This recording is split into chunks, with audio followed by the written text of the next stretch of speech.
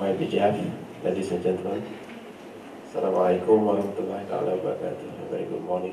I think YPGF has covered quite a bit of things just now, and I'm just providing some supporting information just to fill up some gaps that may exist in these presentations.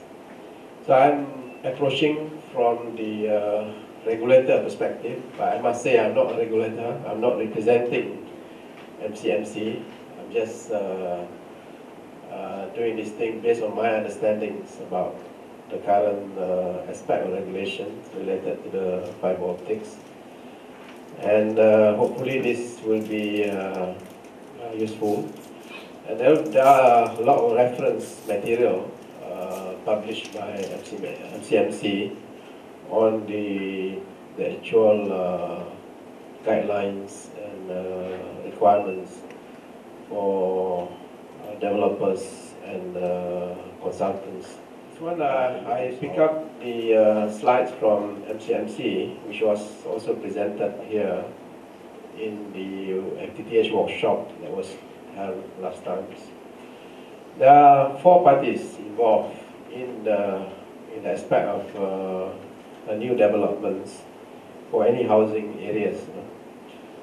The developers themselves, the MCMC, the network licensee who are going to provide the facilities and also the service to the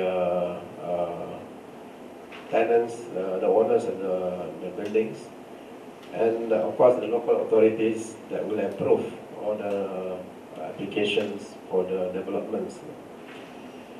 So I think it is, I just want to focus on the developers. There is a uniform bylaw, building bylaw, that has been put in place that will define what is the role of developer, separations between developer and also the network service provider and network facility provider, which I will elaborate later. The MCMC focused on the certifications as well as competency, which I will also elaborate later, as well as what YPGF has already described just now in terms of the technical agencies that provide some of the guidelines and so on. The local authorities is the one that approved the right-of-ways for the fiber optics cablings, and that is, I think this has been the practice for a long time. I think most of us here are quite familiar with the process.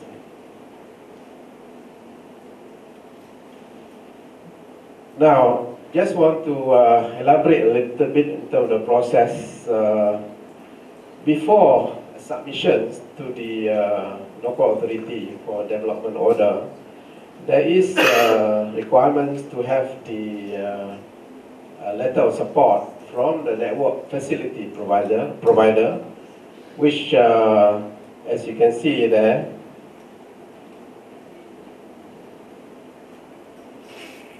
as YPGF already elaborated quite a bit just now, this is the network facility license holder, which now there are 100 over of these people, of these licensees.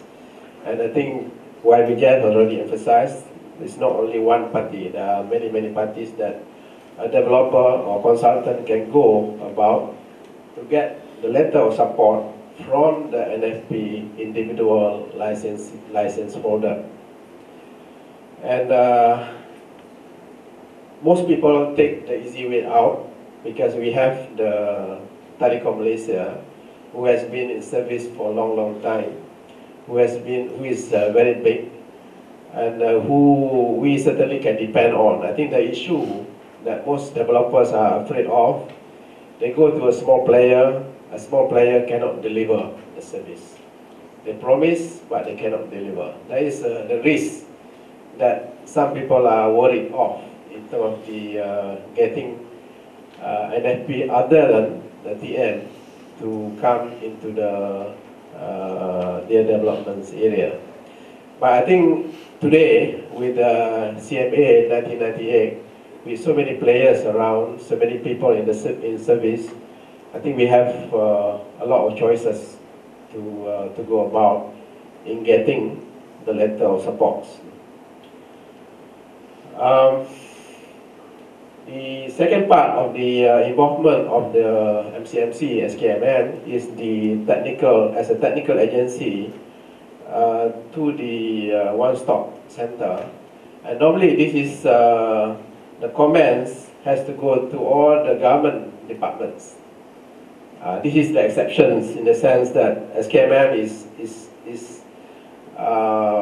outside that the normal government department that exists in the framework of this process. And basically, once these two parts are fulfilled, if this follow the guideline by SKMM, I think that shouldn't be any more issue about getting the work done within any development areas. And for those who are interested, you can go to the website, MCMC website, to get a list of individual license holders, listing of each one of them.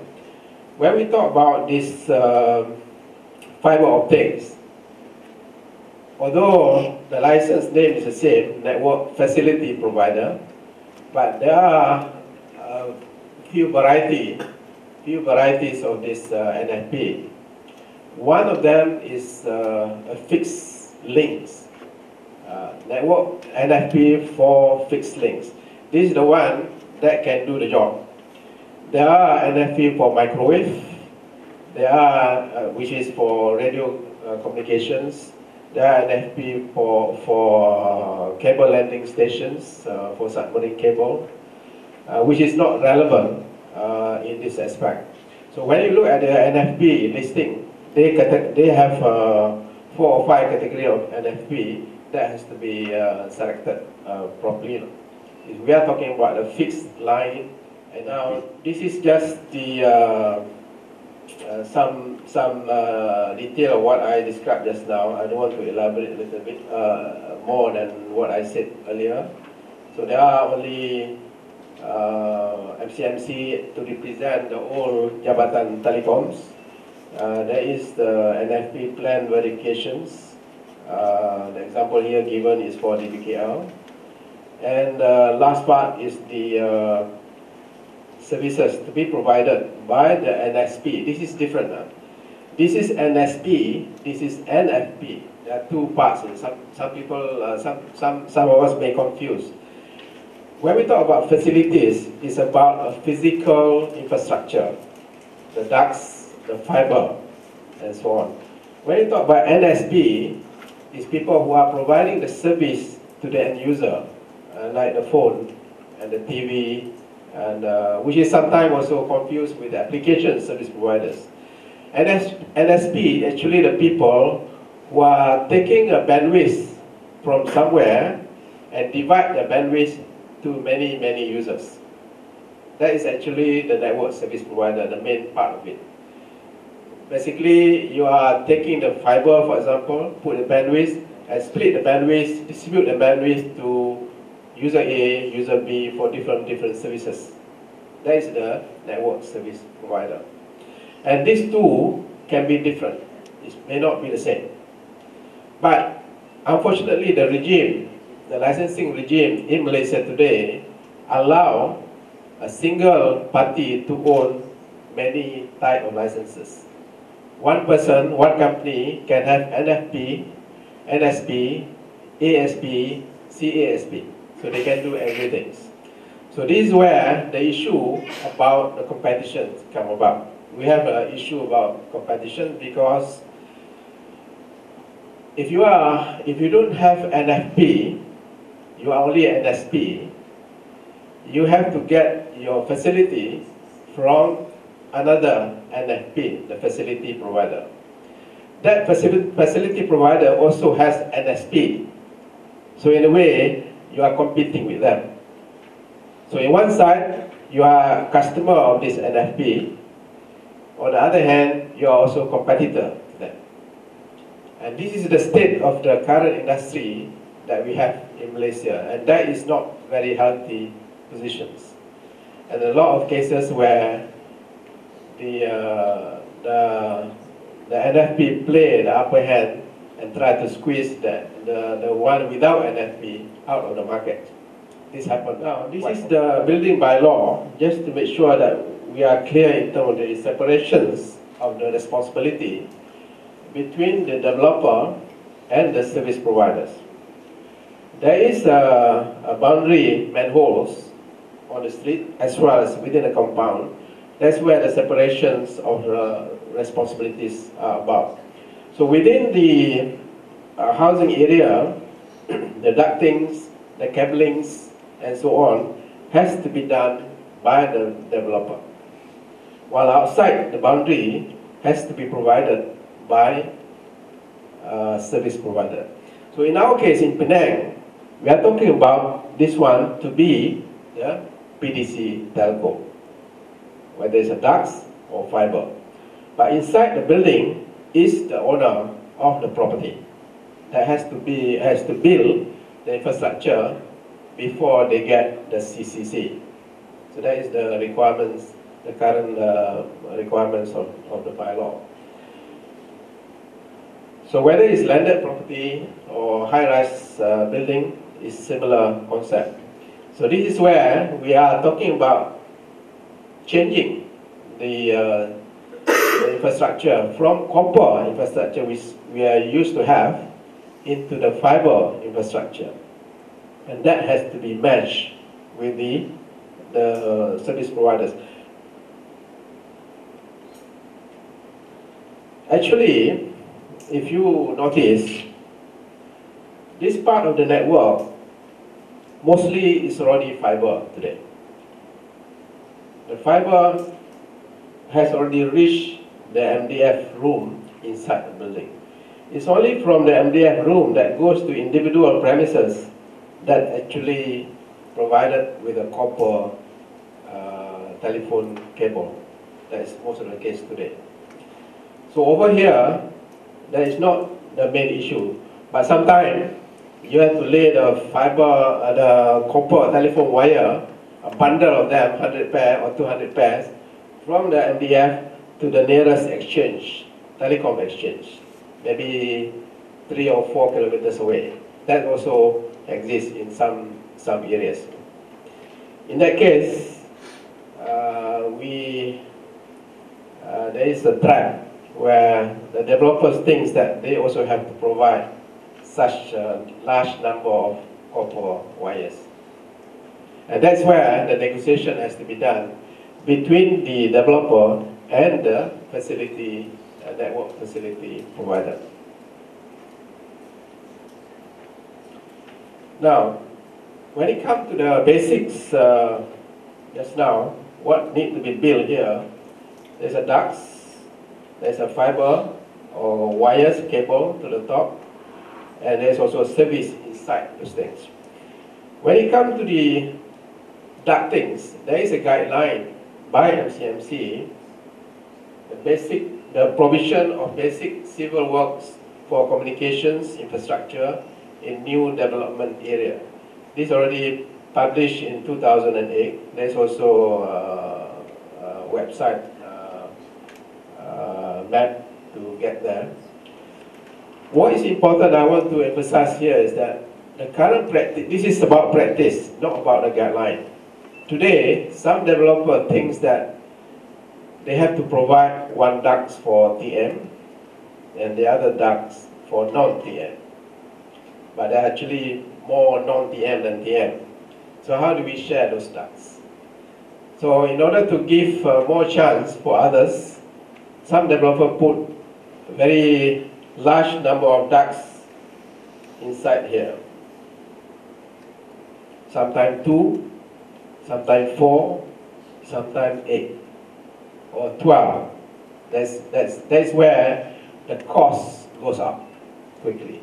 And which line, with each of these lines, you have the manhole. The more ducts you have, the bigger the manhole, the more expensive it becomes. Right? So with the new arrangement with Penang and GN, we are talking about a single player here as far as the facilities is concerned. So what you need is just a single ducts from all the service providers to come into the housing areas. You don't need 10 or 12 ducts for that. And that is where you can cut the costs quite significantly into the building. Just for spare, you may just want to put 2 ducts in. Our recommendation is 2 ducts inside the area, 4 ducts outside in the main road to access the place. Just in case, as insurance for the future, because what we invest here may last 20, 30 years. So you don't want to come back and dig up again later. So it's better to put a reasonable number, which is more than enough actually. Today with a single fiber, you can actually serve the whole of Penang. Single core of fiber. That's all that you need. So when you put 20 core, 48 core, 96 core, those are just spare. Some people just want to boost that they have more fibers than other people. But actually, it's just a waste of money. Anyway, putting a single fiber or 100 pair of fiber, the cost is the same, almost. Right? So might as well put a little bit more as insurance. In case the fiber break, you want to replace that, that's it. But don't try to put too many of these fibers, which is wasted. And with the new technology, the micro ducts that we are pushing through, we are standardizing the ducts into 7 ducts, 7 micro ducts. Each duct is about 10 or 12 millimeter diameter. And inside one duct, one micro duct, you can put hundreds of pair of cables already. So we just use 1. There are 6 more to be as a spare for the future. And that is enough for our lifetime, or maybe younger people lifetime. So this basic civil works is something that the practice has to be changed in order to reduce the cost of providing a civil infrastructure in the new housing areas. The guidelines is the same. There's no change. Just the quantity will change. This one has already been described just now by YB. Technical standards of in-building fiber cabling for fiber to the premises. I think Dr. Bernards will touch a little bit on this later. So I will not be going into the detail. But basically, it's just to replace the copper pair for the phone with a fiber to every premises. The cost is definitely cheaper. The fiber is cheaper than copper. And the chance of getting stolen is less because fiber is not much second-hand value. But the copper you can sell by weight in kilogram. So that is a big difference between the copper.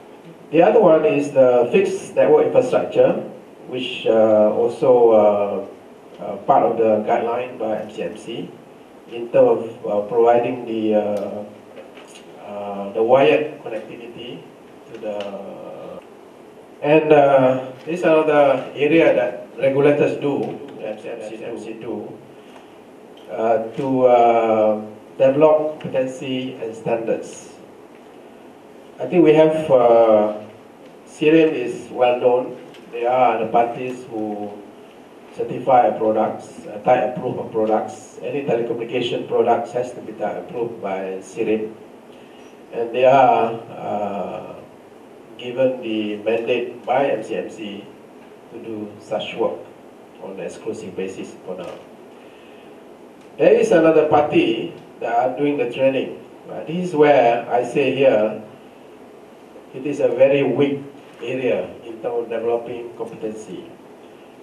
Most of the training done by MMC Multimedia College, which is also owned by TM, are related to the old copper technology, right?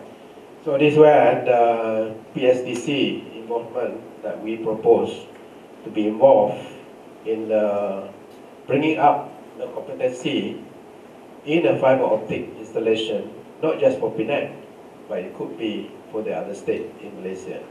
So there is a new opportunity to develop that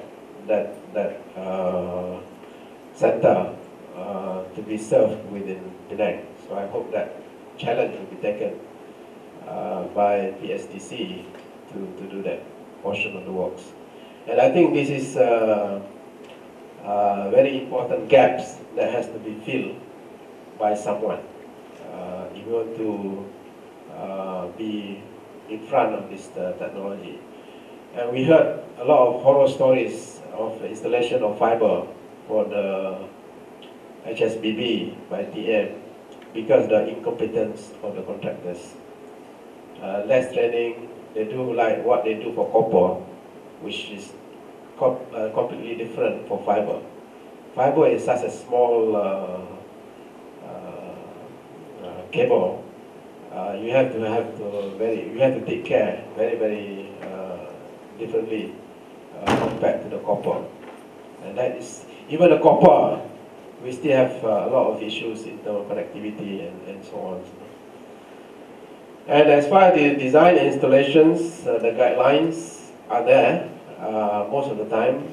Most of the things are already in place, so we just need to interpret those guidelines and implement for our own projects. So I think there is enough materials as a reference for implementations anywhere. Now, the service option that I just want to highlight a few things here. This is the old days. Dedicated facility and service providers. Take for example the TM, they have the exchange buildings every 5 or 10 kilometers apart that connect telephone wires to the dwelling units, whether it's landed property or high-rise buildings. Normally this copper, these wires is about not more than 5 kilometers. If you have a Streamix lines, the longer the distance, the slower the speed you get. And people who are unlucky, far away from exchange, you get a very lousy service. So if you are very near, you get a good service. That is the feature of the copper networks. And this is what happening today. In the old days, dedicated facilities. You got a phone service from the TM, goes to the phone lines. You got another lines to go to the fax, right? And then for internet, of course, today with Streamix, for example, you use the same line for the internet and the phone. There's a device here that combines the phone, the internet, and the phone and the internet into a single pair of copper. For the TV, if you have Unify, of course TV over internet come together in the same lines. But in most of the other house, this is different. Either you come through the air or through, which is through Astro, or through another service provider, which is not normally the practice in Malaysia. So in this case, what happened normally is that when the new development project is completed, these facilities are handed over to TM. This is the practice. TM will provide the phone service, and by having that facility, they will exclude anyone else from coming in. There's no way for someone else to make use of the same ducts or the same wire. And then you pay significant sum to TM. Most of the time, it's not allowed. All right? Even if it's allowed, you are competing with the TM. TM see you as a competitor. I mean, another service provider as a competitor. And you know, in business, competitors mean kill each other whenever the opportunity arises. So that's happening. So this is the old regime where facilities are dedicated for a specific service provided by specific service providers.